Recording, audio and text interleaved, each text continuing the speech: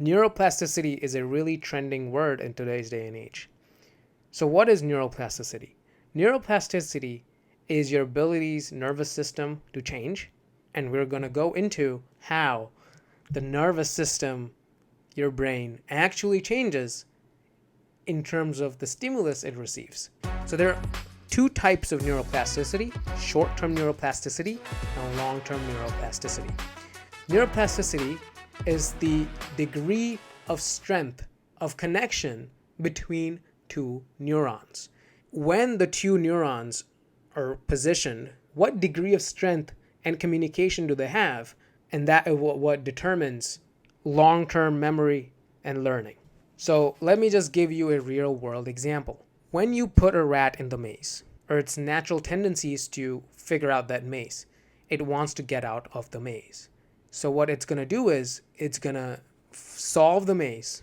Let's say it's solved the maze first, for the first time. When you put that rat again in that maze, it will solve in a much quicker time because it already knows the path.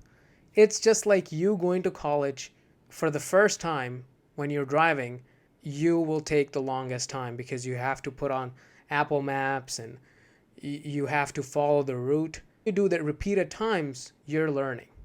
Your memory is really sharp of that route. And so you get to college faster, or more actually efficiently, okay? You make less mistakes. And so when you put a rat in the maze multiple times, the degree of learning increases because the memory is strong. This repeated solving of maze by the rat is due to neuromolecular interactions. When the rat is going through the maze, it is bombarded by the glutamate activity. Glutamate is a excitatory neurotransmitter in the brain, in the central nervous system. It has primarily two receptors that it could bind to. First receptor is AMPA receptor. The second receptor is NMDA receptor. And the interesting thing about this is when we're talking about long-term memory, NMDA receptor activation depends on the ability of AMPA activating the whole neuron. When that rat is going through the maze, it is being bombarded with glutaminergic activity. And so when you have the two neurons like this, is going to be fired like gunshots. And glutamate would bind onto the receptors on the postsynaptic neurons. And those receptors again are AMPA and NMDA. When glutamate binds to AMPA, it increases concentrations of certain ions in the brain cell. And when the rat is put in the maze the second time, those AMPA receptors are forced to fire again and again, and the ions are forced inside the neurons again and again. And that is short-term plasticity.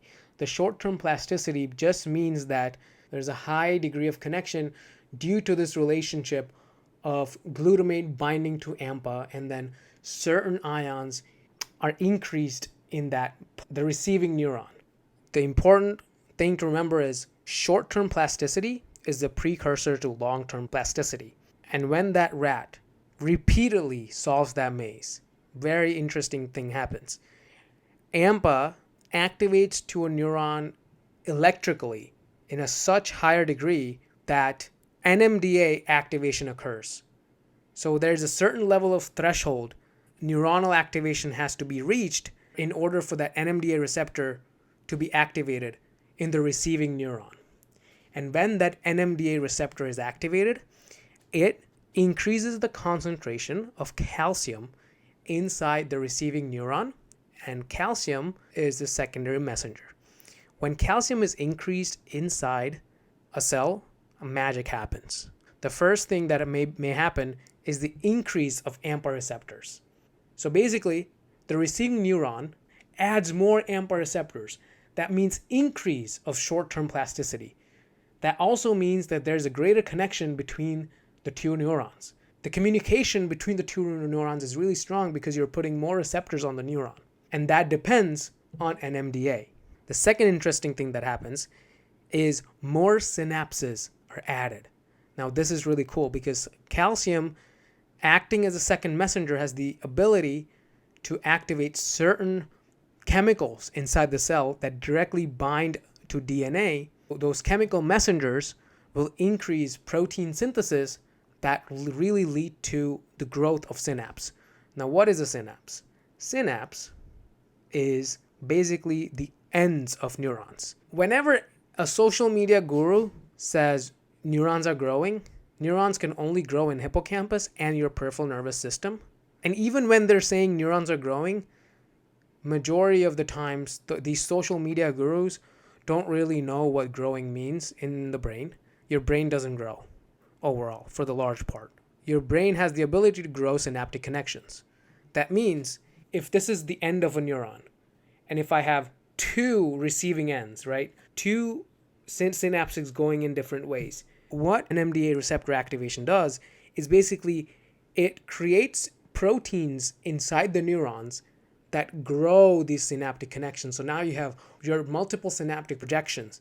Now these projections can connect to different neurons, different surrounding neurons.